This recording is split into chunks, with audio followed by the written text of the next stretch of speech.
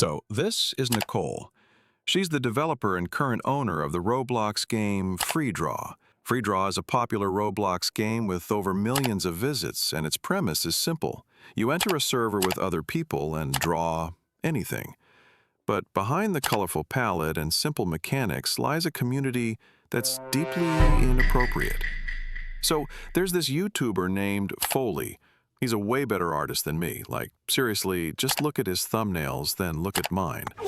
But Foley doesn't just draw anymore. Oh no, he exposes.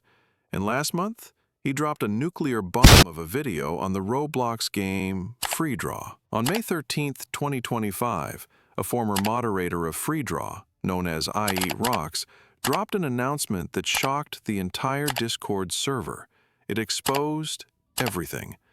And almost immediately, it was deleted by none other than Nicole.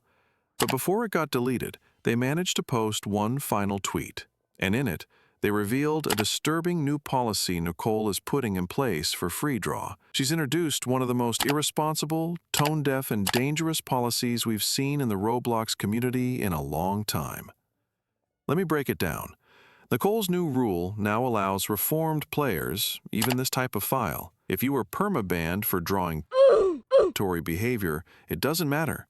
You can just appeal it, and you'll get a nice little timed ban instead. Essentially, the owner of FreeDraw wants to let quote-unquote reformed who have already offended back into their art game full of minors. Included in Rox's tweet are screenshots of Discord conversations between Nicole and her mods about the implementation of this new rule. If we let every player be appealable, what about the few that have been banned for behavior? Well, we would feel it out and make sure they aren't a risk to the community anymore. Everyone can change. Repeat offenders can get increasingly long times. Including Naka? I don't know who that is, but including them, yeah, sure. Yeah, anyone can change. Okay, I'm officially quitting then. We need to be more empathetic. There is no bad person, only bad decisions. My said can change. No bad people, guys. Yeah, right. They can. Racists can change.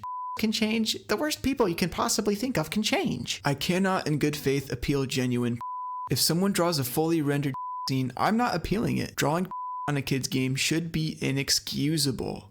The policy is going to be changing whether you like it or not. So basically, it's like, hey, let's just open the prison doors and hope the inmates reform themselves in society. No real evidence of change required.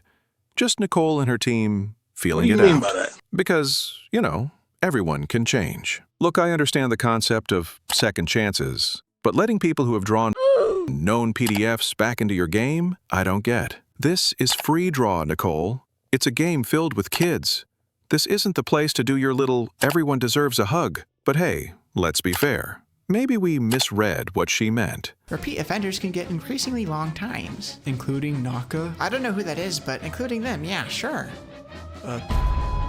Yeah, anyone can change. And even when her own moderators were retaliating and saying that they were literally going to quit, Nicole still doubles down, saying that they lacked empathy and that there were no bad people, only bad decisions. Right, so the person banned for just a bad decision. The person who started World War II, just a bad decision. My apology. I want to apologize for the miscommunication on my end from the discussion over the last few days. Nicole, what exactly did you miscommunicate when you said, there are no bad people, just bad decisions? Or when you said, this policy is going to be changing whether you like it or not? Or when you said, can change? Or when you said, I want all bans to be appealable when asked about people drawing in your game?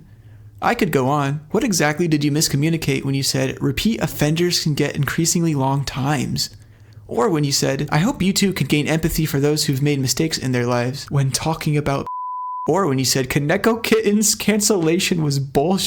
Nicole, I think you've communicated the way you truly feel quite clearly, actually. Going forward, we're also going to try being more transparent to you all about our policy and moderation. One of my biggest goals with FreeDraw has been to make it the safest place it possibly can be for both marginalized people and the youth who enjoy it alike. Do I even have to say anything here? This is just more revisionist history bullshit lies. We've always had some of the strictest, most active, and streamlined moderation on Roblox, and that's definitely not going to change anytime soon.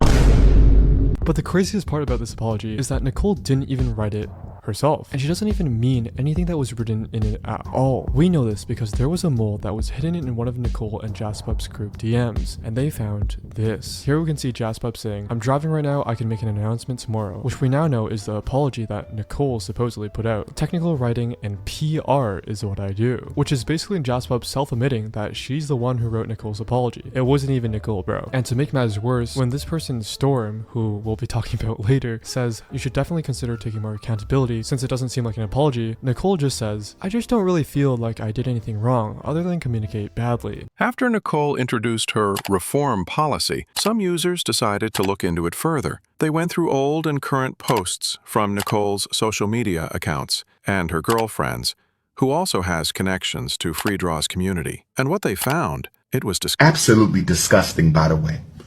I almost puked, but let me stay focused. Evidence that both Nicole and her girlfriend had interacted with extremely questionable content. On Blue Sky, Jaspup is openly mutuals with a furry art account that posts, reposts, and interacts with NSFW art of adult characters doing things to much, much smaller characters. A lot of those smaller characters happened to be wearing a binky and or a diaper. Also, there's NSFW art of animals. Truly satanic stuff. Nicole herself has interacted with the same accounts.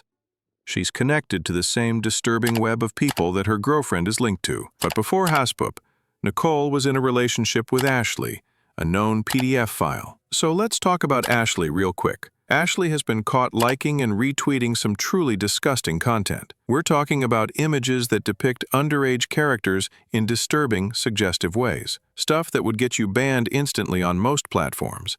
Stuff that should raise every single red flag.